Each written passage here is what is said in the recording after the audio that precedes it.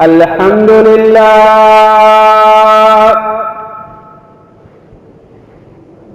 الحمد لله نحمده ونستعينه ونستغفره ونؤمن به ونتوكل عليه ونعوذ بالله من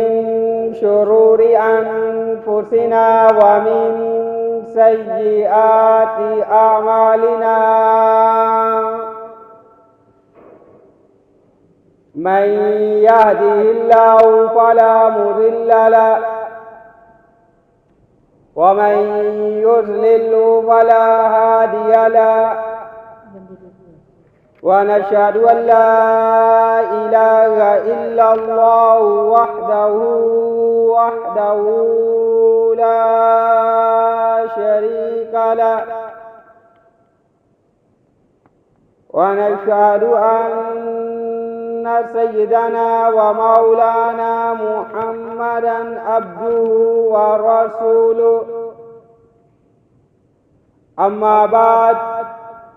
فأعوذ بالله من الشيطان الرجيم بسم الله الرحمن الرحيم ويل لكل همزة لمزة الذي جمع مالا وعدده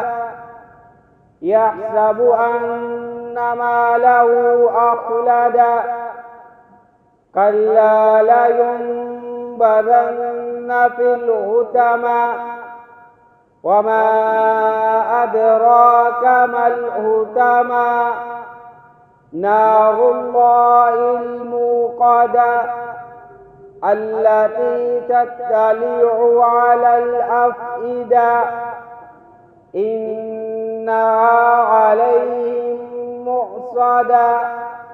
في أمد ممددة وقال في موضع آخر إن الذين يؤذون الله ورسوله لعنهم الله في الدنيا والآخرة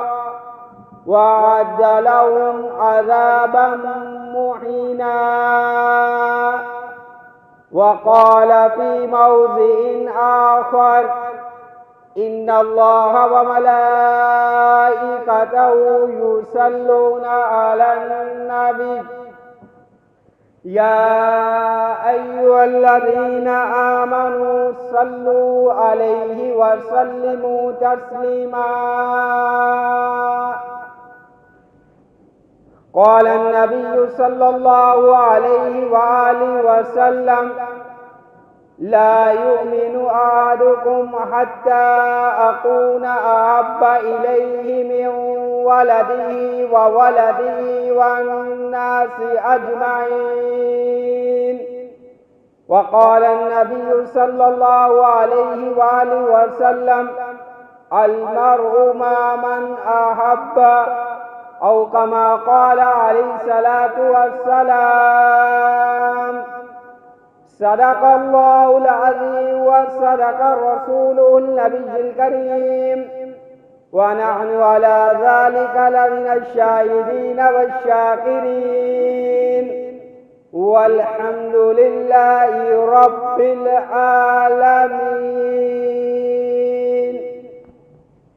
एक मर्तबा दुरूद शरीफ पढ़ ले اللهم صل على محمد وعلى آل محمد كما صليت على إبراهيم وعلى آل إبراهيم إنك حميد مجيد اللهم بارك على محمد وعلى آل محمد كما باركت على إبراهيم وعلى آل إبراهيم إنك حميد مجيد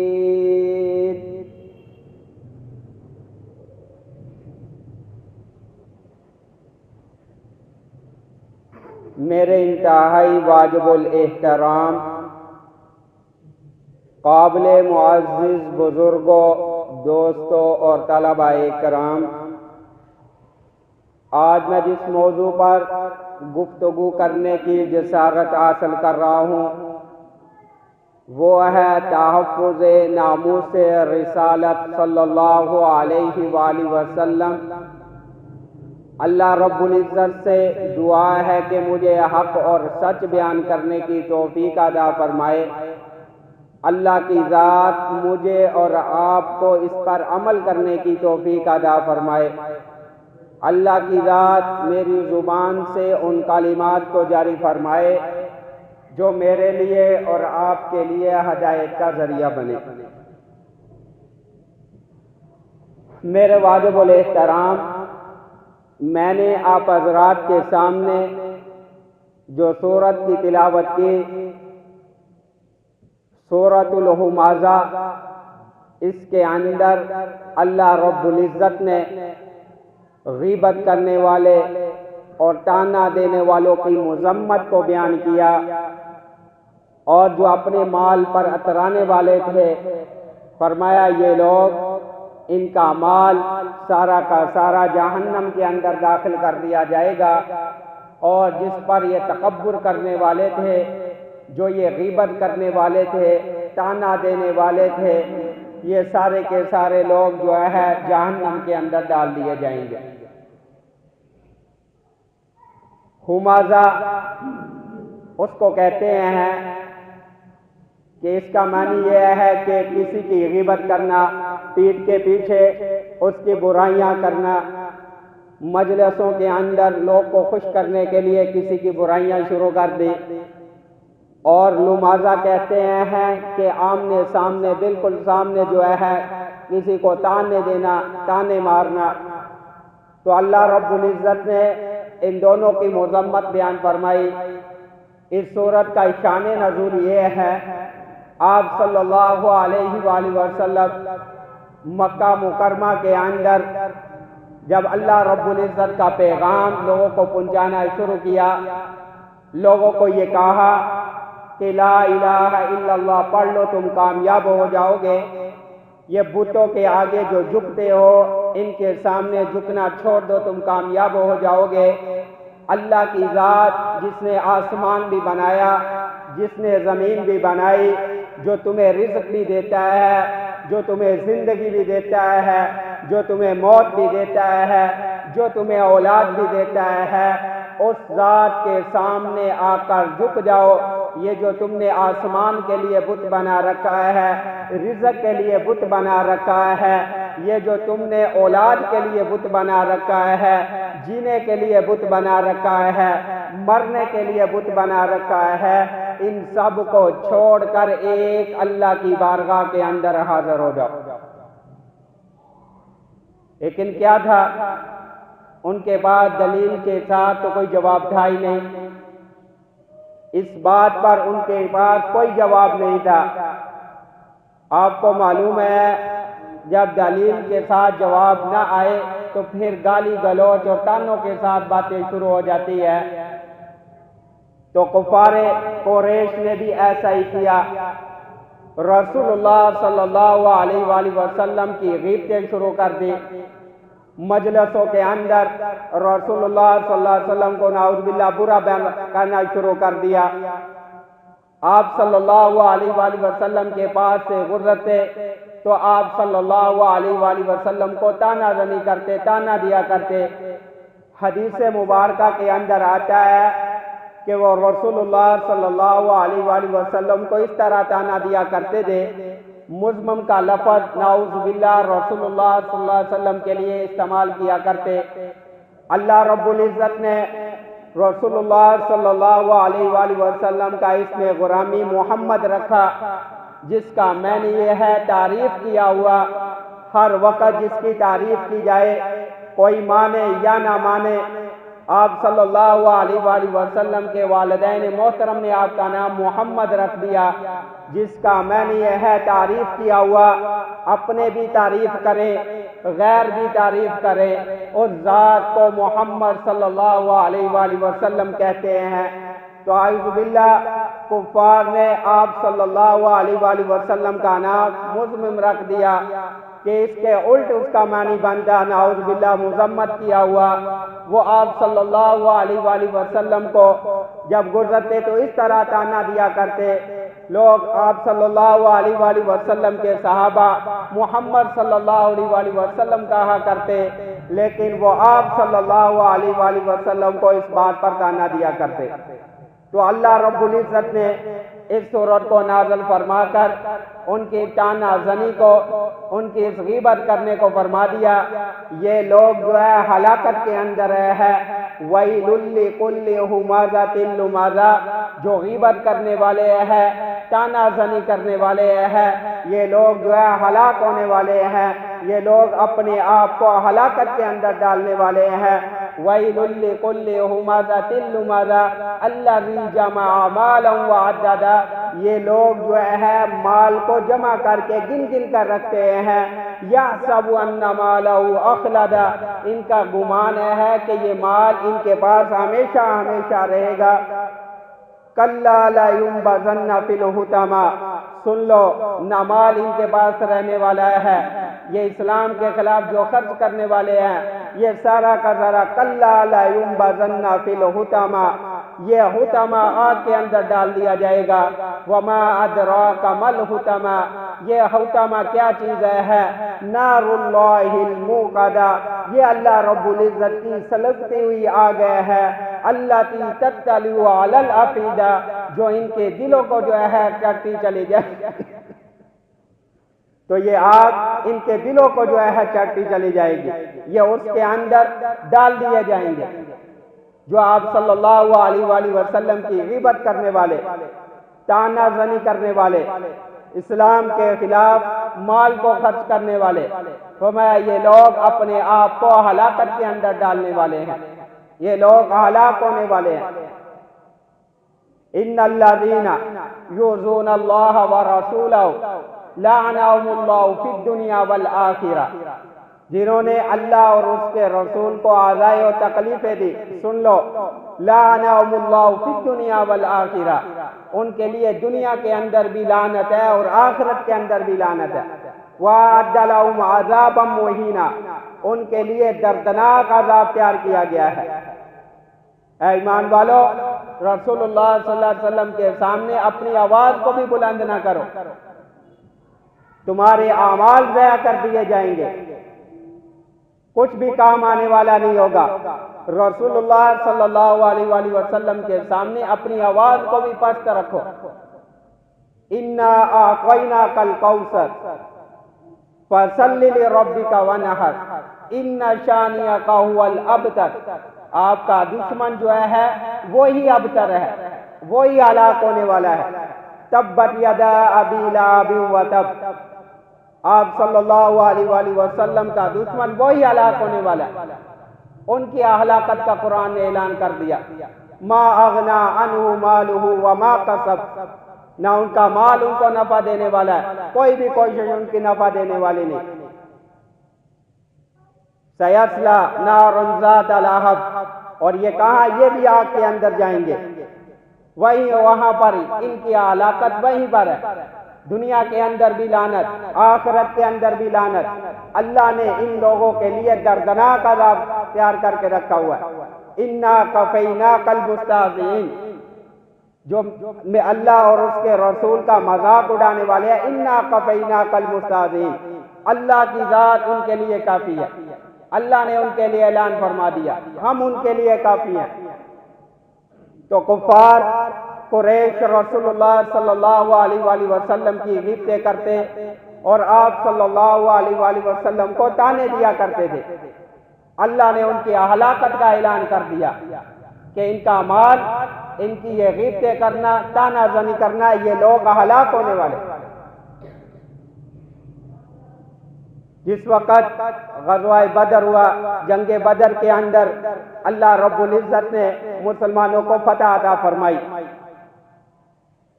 کفار کو شکست عطا فرمائی، تو ایک یہودی کعب بن اشرف اس نے کیا کیا، وہاں پر جا کر جو کفار ہلاک ہو گئے ان کی شان کے اندر مرثیہ لکھنا شروع کر دیا۔ یہی تک اس نے بات کو نہیں روکے رکھا، بلکہ رسول اللہ صلی اللہ علیہ وآلہ وسلم کے حج کے اندر بھی قصیدے لکھنے شروع کر دیے۔ آپ صلی اللہ علیہ وآلہ وسلم نے فرمایا، مجھے کعب بن اشرف یہودی سے ایذا پہنچی ہے، ان من القعب الاشرف فإنه قد أذى الله ورسوله، اس نے مجھے آزاد دیے ہے۔ تو اس کے لیے محمد بن مسلم رضی اللہ تعالیٰ عنہ کھڑے ہو جاتے ہیں۔ آپ صلی اللہ علیہ وآلہ وسلم نے فرمایا، اگر آپ صلی اللہ علیہ وسلم یہ پسند کرے تو میں اس کو جا کر قتل کر دوں۔ پھر ایسے ہی ہوا، آپ صلی اللہ علیہ وآلہ وسلم نے اس کو اجازت فرمائی اور اس نے جا کر اس کو قتل کر دیا، اور آ کر رسول اللہ صلی اللہ علیہ وسلم کے پاس یہ پیغام پہنچایا۔ آپ صلی اللہ علیہ وآلہ وسلم نے اس پر اللہ کا شکر ادا کیا۔ جو اللہ اور اس کے رسول کو عذاب پہنچانے والا ہے اس کا انجام یہی ہے۔ جو اللہ رب العزت کا نافرمان ہے، سن لو یہ بات بھی، جو اللہ رب العزت کا نافرمان ہے وہ توبہ کر لے، اس کی توبہ قبول ہے، لیکن جو اللہ کے رسول کا نافرمان ہے وہ توبہ بھی کر لے اس کے بعد بھی اس کو قتل ہی کیا جائے گا، اس کی توبہ قبول نہیں ہے۔ آپ صلی اللہ علیہ وآلہ وسلم مکہ مکرمہ کے اندر فاتحانہ انداز کے اندر داخل ہوئے۔ آپ صلی اللہ علیہ وآلہ وسلم نے اعلان کر دیا کہ آج جو ہے عام معافی کا اعلان ہے، آج عام معافی کا اعلان ہے، فلاں کے گھر کے اندر جو داخل ہو گیا اس کو معاف کر دیا جائے گا، صحابی کے گھر کے اندر جو داخل ہو گیا اس کو معاف کر دیا جائے گا، فلاں کو بھی معاف کر دیا جائے گا، فلاں کی جس کے تحت چل گیا اس کو بھی معاف کر دیا جائے گا، لیکن چند آدمیوں کا نام لیا، فرمایا اس کو آج کے دن بھی معافی نہیں ہے۔ ایک صحابی نے آ کر یہ بتلایا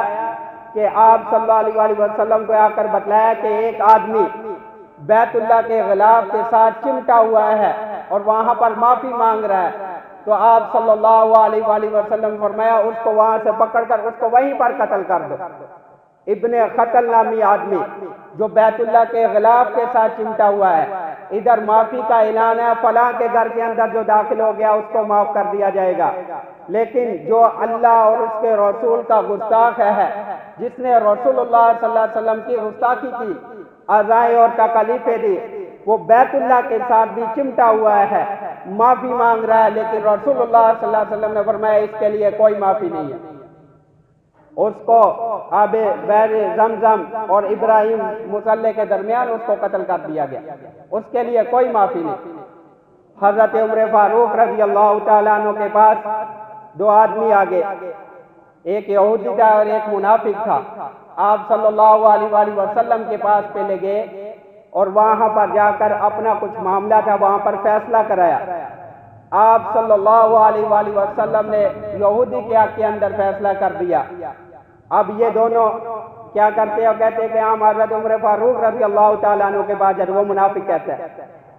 اب جب حضرت عمر فاروق رضی اللہ تعالیٰ عنہ کے پاس آئے تو ان سے آ کر یہی کہا کہ ہمارے اس فیصلے کو آپ کر دیجئے۔ جب یہ بات ان کے سامنے کی تو یہودی نے کہا کہ ایک بات پہلے آپ سن لیں، ہم پہلے رسول اللہ صلی اللہ علیہ وآلہ وسلم کے پاس گئے تھے، آپ صلی اللہ علیہ وآلہ وسلم نے میرے حق کے اندر فیصلہ کر دیا۔ تو حضرت عمر فاروق رضی اللہ تعالیٰ عنہ نے فرمایا ٹھہر جو، ابھی میں آپ کا آ کر فیصلہ کرتا ہوں۔ حضرت عمر فاروق رضی اللہ تعالیٰ عنہ اندر گھر کے اندر تشریف لے گئے اور تلوار لے کر آئے اور اس کا سر قلم کر دیا۔ فرمایا کہ جو اللہ اور اس کے رسول کے فیصلے کو تسلیم نہیں کرنے والا، اس کا فیصلہ حضرت عمر فاروق رضی اللہ تعالیٰ عنہ کی تلوار کرے گی، اور اس کا کوئی بھی قصاص، کوئی بھی دیت نہیں تھی۔ حضرت علی رضی اللہ تعالیٰ عنہ فرماتے ہیں کہ ایک عورت، یہودی عورت رسول اللہ صلی اللہ علیہ وسلم کی شان کے اندر گستاخی کیا کرتی تھی۔ آپ صلی اللہ علیہ وآلہ وسلم کے بعد معلوم ہوئی تو کسی نے اس کو جو ہے گلا گھونٹ کر اس کو مار دیا، تو آپ صلی اللہ علیہ وآلہ وسلم نے فرمایا کہ کوئی بھی دیت نہیں، کوئی اس کا قتل، کوئی اس کا قصاص نہیں ہے۔ تو جو اللہ اور اس کے رسول کی نافرمانی کرنے والا،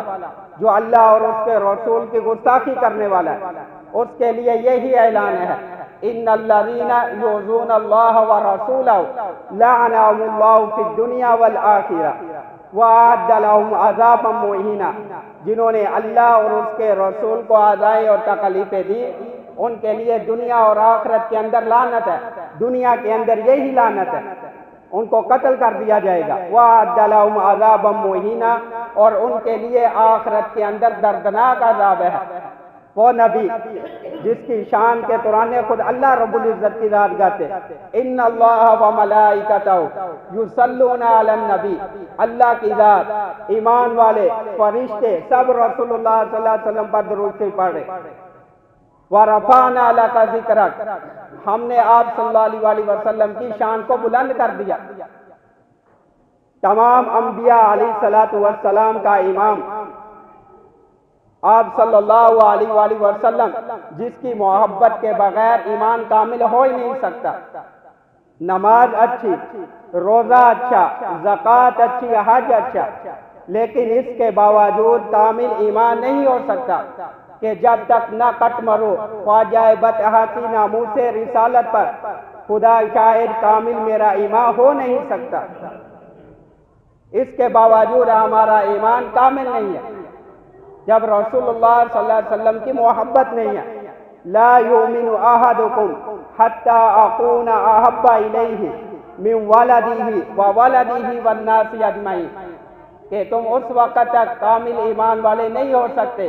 جب تم میں سے ہر ایک اپنے گھر والوں سے، والدین، بیوی، بچے، اپنی جان سے بھی زیادہ جو ہے میں عزیز نہ ہو جاؤں، اس وقت تک کامل ایمان والے نہیں ہو سکتے۔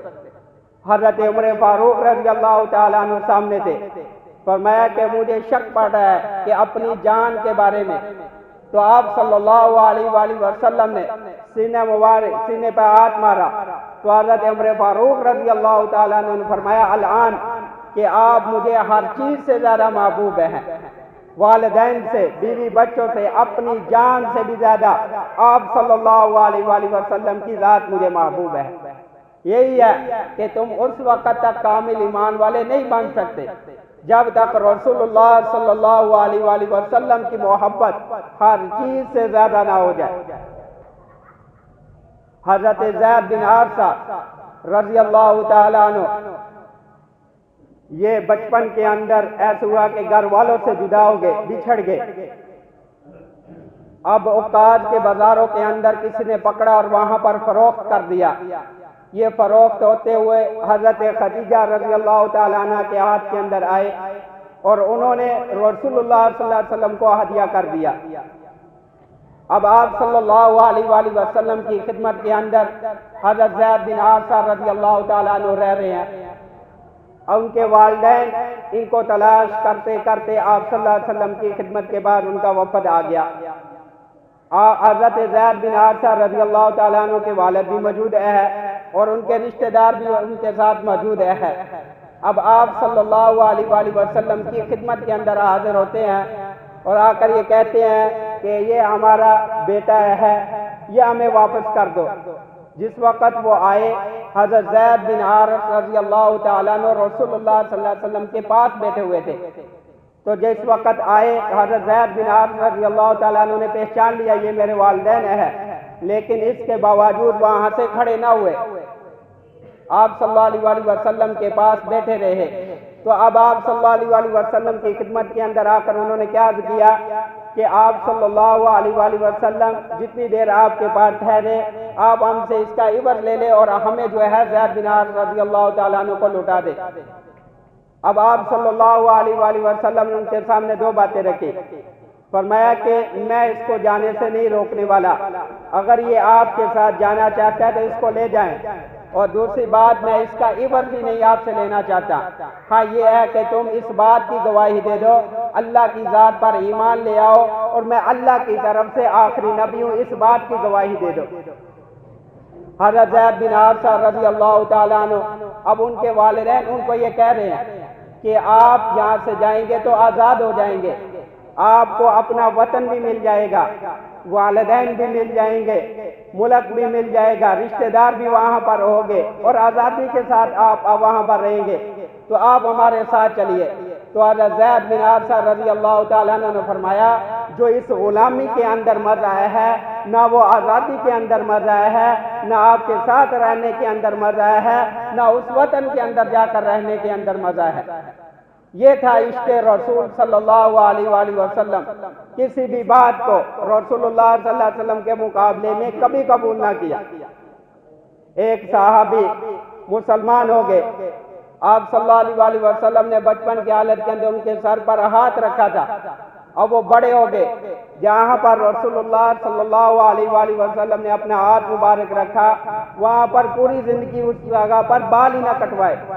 فرمایا کہ یہاں پر رسول اللہ صلی اللہ علیہ وسلم کے ہاتھ مبارک لگ گئے تھے، میں اس وقت مسلمان نہیں تھا اور مجھے اسی وجہ سے ایمان کی دولت نصیب ہوئی، اب میں اس کو کبھی نہیں کٹانے والا۔ یہ رسول اللہ صلی اللہ علیہ وسلم سے محبت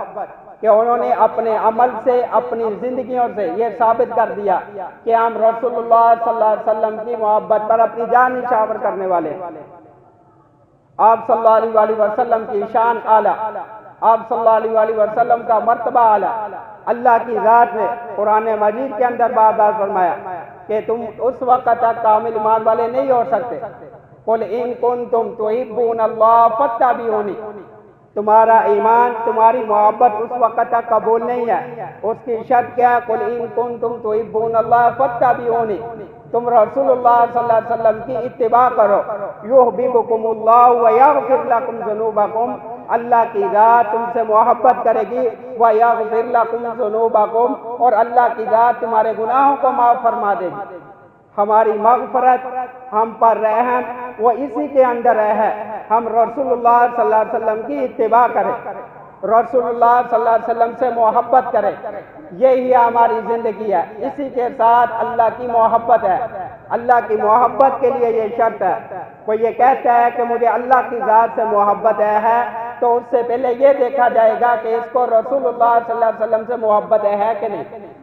پھر اس کے لیے باقی بات ہے۔ یحببکم اللہ ویغفر لکم ذنوبکم، اللہ کی ذات تم سے محبت کرے گی اور تمہارے گناہوں کو معاف فرما دے گی،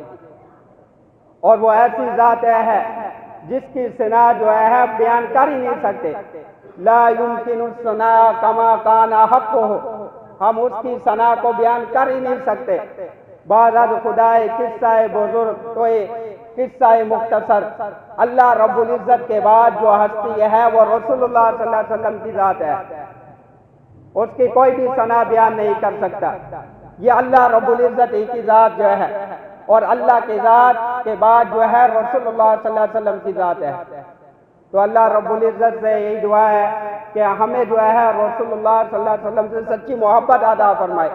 اور ہمیں رسول اللہ صلی اللہ علیہ وسلم کے نقش قدم پر ان کی اتباع کرنے کی توفیق عطا فرمائے۔ وآخر دعوانا ان الحمدللہ رب العالمین۔